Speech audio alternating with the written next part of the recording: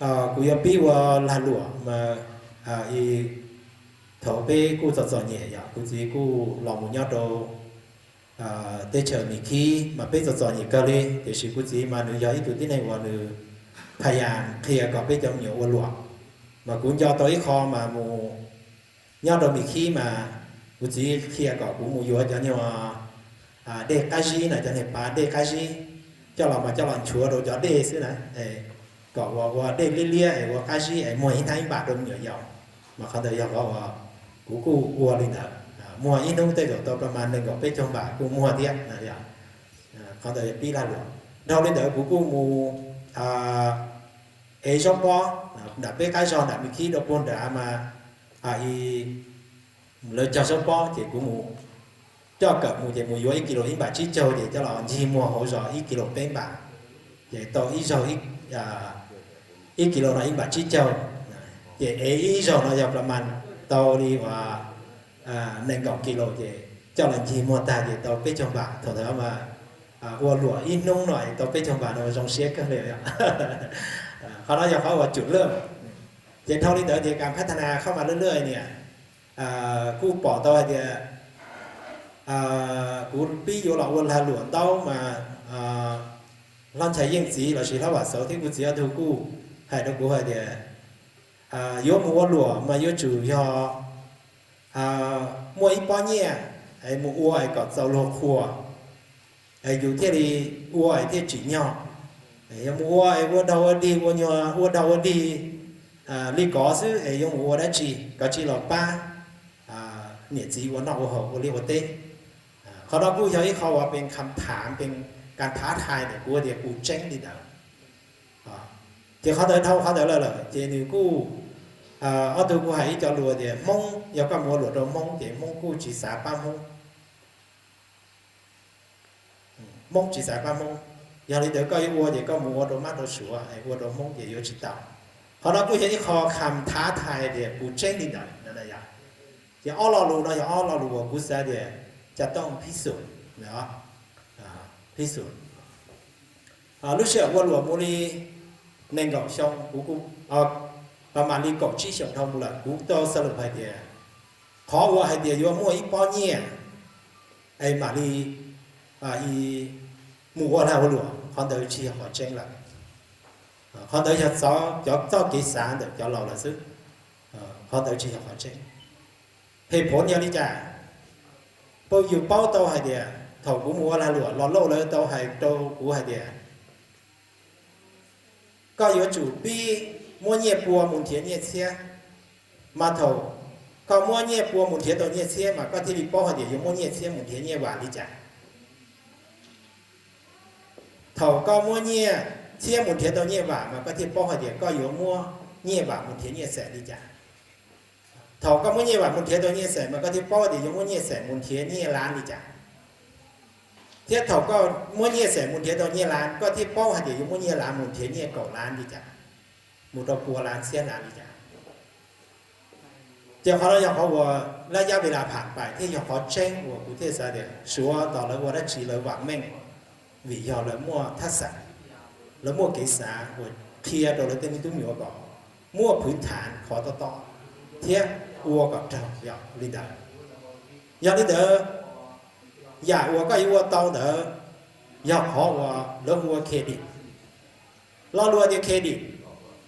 เราชีวัวก่อนเราเลยตุ้มเจงเต้าอยู่เราชีปีศาจดีก็วัวก่อนเต้าตุ้มเจียนเด้อว่าก่อนลัวเหยียดเต้าให้เดียกอไก่เดี๋ยวนี้อยากกอไก่อยากกอไก่หมายถึงเดียเครดิตเด้อนี่ก็จู่รอโถเป้ยารออีหอcho cái nhận thế giờ thì ở giờ cái bò lì hàn có rong giờ ở vua có rong giờ thì bé giờ như gì mà nếu phổ bé kho nó cũng mua phản nhau học bí xả đi hay đi họ vua có rong mà họ vua rong mà mấy thứ hay đi yếu chủ lo đượcประสบการณ์giờ thầu đấy là lâu hay đâu cũng hay đi giờ lúc nào có mua ít bao nhiêu thầu có chỉ tao bao nhiêu mà con chân chớ thì khi họ có mua ít bao nhiêu thế thì có chỉ bi lòng được nhiều bùa nhiều dễ nhiều và nhiều sẻ chè có tàu Ý Lan bị sợ lấy có sao thì có tàu nhỏ hay có là tàu Ý Lan nhỉ chè thầu có chỉ tàu nhẹ mà dù chạy mua cái dòng xe hả người tàu thế chỉ tàu dù chỉ nhỏ xe thế thì tí biển này có tàu Ý Lan nhẹ là hà có chỉ sợ bỏ đi hàng chỉ có mua thì có chẳng nhiên được bông ta thì thầu có chẳng nhiên tàu chẳng nhiên tàu lợi chẳng nhiên bông ta mà có nhỏ xe cha thì thầu có chỉ tàu nhẹ là vậy màเขาเราอยากให้เขาบอกเราเลยกูหายเนี่ยอยู่ที่สุดรออยู่ที่ป้อเนี่ยยาวลิ้นอ่ะมาเขาเราอยากเขาบอกตัวหลักการก็คือเกณฑ์บริหารยาวเขาบอกเยอะจุอาศัยประสบการณ์มาอย่างนั้นเดี๋ยวเกณฑ์ลาหลวงอย่างกูที่รีสรุปนี่จะสั้นๆนี่เราต้องเป๊ะเดียวเกณฑ์ว่าก็อยู่ว่าลาหลวงอยู่ว่าได้จริงเดี๋ยวยาวเขาบอกก็อยู่ขอยั่วๆอยากก็ตัดสินใจซิmỗi xe nữ xã thì vừa chủ mua nhẹ sẻ vừa chủ mua nhẹ lán cũng thêm một đầu luôn hào luận tao thì sĩ họ tới chỉ họ chỉ kiến họ vào lúc nó có xã thì có chỉ xe ô luận có yêu đó chỉ giờ có chỉ mua nhẹ có yêu mù chỉ biết thìการđi chảประสบการณ์เราcũng xin nói đi mua nữ cũng mua ít khó nó cũng sáng mua cho là sớm được bên mình chỉ nó hay đấy mỗi giờ xin nói đi nó nhớ đâu tới chờ bạc phải giờ muốn đầu chế thì giờ chọn những chắp lời đi về nung nó chỉ muốn in bà đi lời chỉ bỏ ai vô đi trả lời thế thì giờ sao thì nung nó vô một cái gì siêu lụa đi trả thì giờ mà đi mua hai gia thì cú thọ có muốn có chọn ba đâu được cú cho mua to mà cái nhiều là đâu có thì giờ mà đi mua hai gia mà mua ba đôi giờ mà mua rồi giờ chỉ mà pi mua ba thì vừa tụi có mua thì mua lò thì ở bên nông thì tao chắc thân tao thì mà cho nhiều lò dừa thì mà đi dừa thì mà mua lò đi đã mà họ có những họcประสบการณ์trả chỉ mỗi bản nhé thế thì mà chỉอยู่chỉ gì đểอยู่đi chẳng thì họ nóiเขาว่ากูสาเดี๋ยวสรุปง่ายๆเขาว่าเดี๋ยวกี่ว่าก็อยู่ว่าได้จริงเดี๋ยวhọ nhớ cha mà họว่าnhớ được การตัดสินใจซึ่งที่是เขาว่าเป็นสาเดี๋ยวต่อก่อนเนี่ยมั่วเนี่ยมาว่าเดี๋ยวเขาเดี๋ยวเขาว่าชี้ยอละเนี่ยเพียงแต่เขาเด็กก็ตัดสินใจเด็กก็อยู่ว่าหรอดีจังมันก็สามารถเริ่มจากชิมวยเงี่ยเริ่มจากเงี่ยปัวเริ่มจากเงี่ยเชี่ยเงี่ยเริ่มจากเงี่ยหวาเตายิ่งก็สามารถเริ่มเตาทุกเวลาอย่างขณะอย่างเขาว่าสรุปเนาะเอาเท่านี้เดี๋ยวเลยอย่างที่อย่างว่า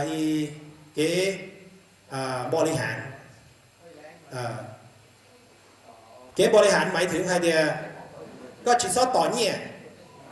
แต่ชีก็อยู่จู่อาศัยระยะเวลาเครดิตมาก็อยู่จู่รอเดี๋ยวให้เดียระยะเวลาคือก็อยู่ปีวัวชงนอหมูตัวหรือชงก็อยู่เตาเขาเดี๋ยวรอมาก็อยู่จู่เตารอเดี๋ยวให้เดียชีระยะเวลานู้นเราก็เสือเก๋หมูวัวหลัวก็หมูวัวอยู่โซ่อยู่นอไอ้ก็อยู่พวกขาหน้าใหม่แล้วที่จริงๆให้เดียก็ปุ๋ยวัวเตาเราจีเตาเย่วัวนอก็จีเตาแรกให้เดีย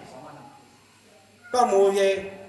ก็อยู่ก็ให้ตรงใกล้เชี่ยจอหรือตูดิสิเล่นเชนเดียเล่นสายเดียแต่เชนอยู่ด่าเดียเราอยากเล่นจริงเชนเขาเดี๋ยวอยู่จิตตัวเครดิตเดี๋ยวอยู่จอเนี่ยอย่างนี้เดี๋ยวอยู่ว่าจู่อาศัยระยะเวลาก็ว่าชงนอมูเลยอีชงชงเป้ชงมูจะชงเป้แล้วก็เดี๋ยวเยอะมาเยอะตัวอยู่เตียมัวเตียเดียเข่งเกยเดียเยอะตัวหายเงี้ยเตียเดียนั่นมาตัวน้องมาหรือตัวแข่งกันเชื่อชาอยู่หล่อเลยจิการมัวเลยยังก็มัวให้หล่อเลยยังมัวก็แล้วพอเราเลิกหัวเด็กเครดิต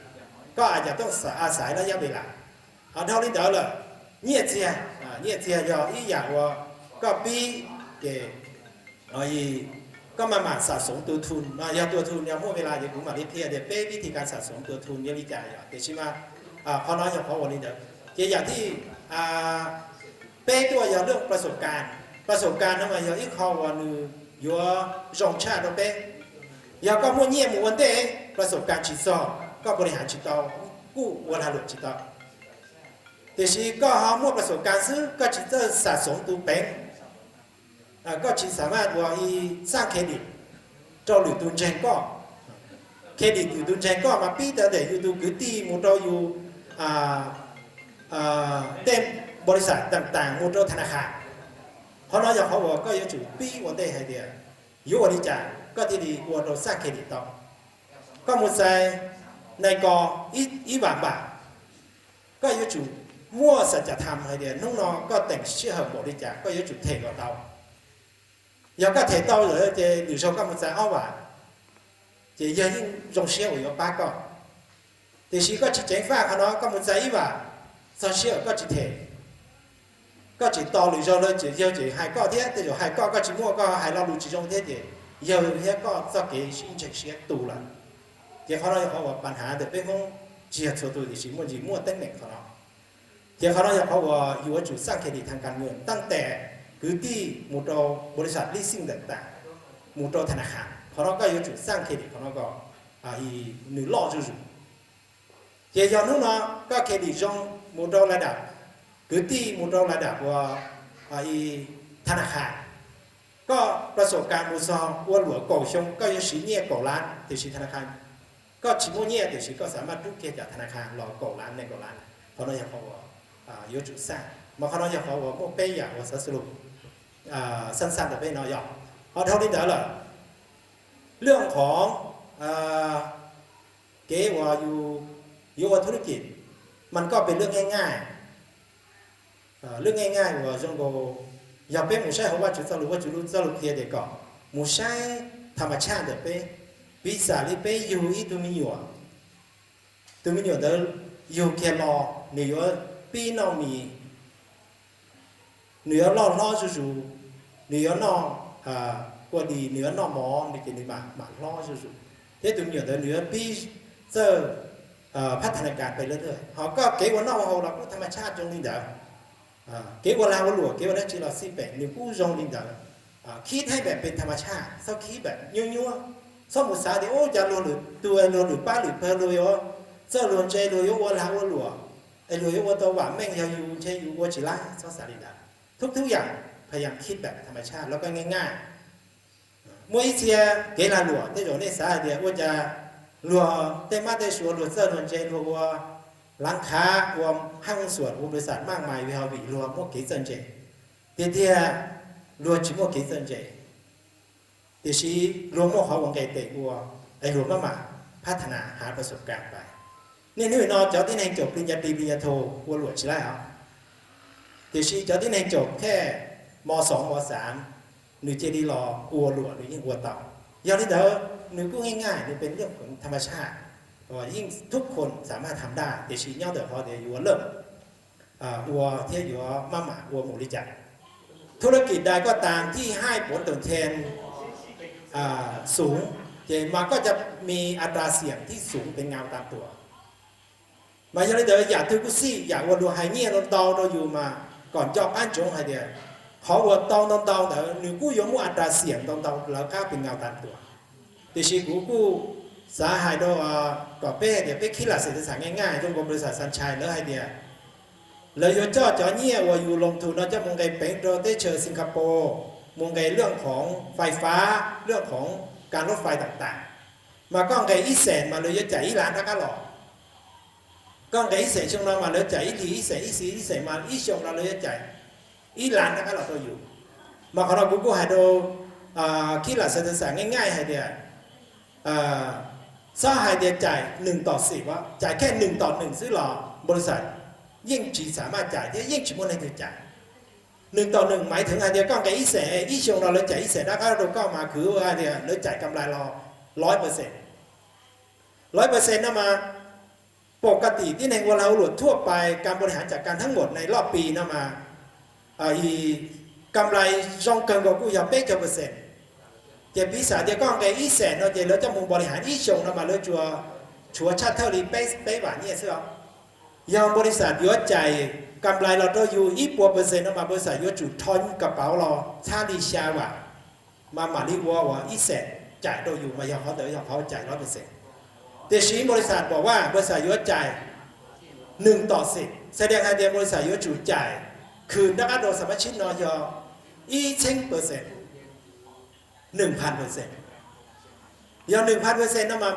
ทัวต่อเดียบริษัทอยู่เจ้าอยู่อีแสนเนี่ยมูบริหารตามล้อค่าใช้จ่ายตามบริษัทชุดเป๊ะว่ะบางบริษัทยอดจุดชอบบริษัทนี้เนี่ยเจ้าเราสมทบวันค่าจ่ายคืนเด้อซอรี่ว่าจั่วจบจั่วปัวชาจบ%จั่วปัวชาจบ%มาพิษาเรื่องไง用嘅一成嘛，你要做錯咗呢個保 chua sèn xa và nhẹ cho là thểอยู่กูสานเบ้เดียกูมั่วเลยถือกูมั่วเลยถือว่าสาเดียอยู่คือตัวอีป้อนเนี่ยอยู่มันจะมุ่งใจเราเลยถือนะเราอยากchỉ mua lên thử họ can đâu nói nhưng chỉ mua lên thử rồi cứ tới bao nhiêuอยู่มันจะมุ่งใจđỡ đỡ đâu lên thử đi chỉ mua màเขาเลยอยากเขาว่าก็เป้เจ๋งฟ้ามีจีchoธุรกิจว่านี่ทั้งนอรอต่าง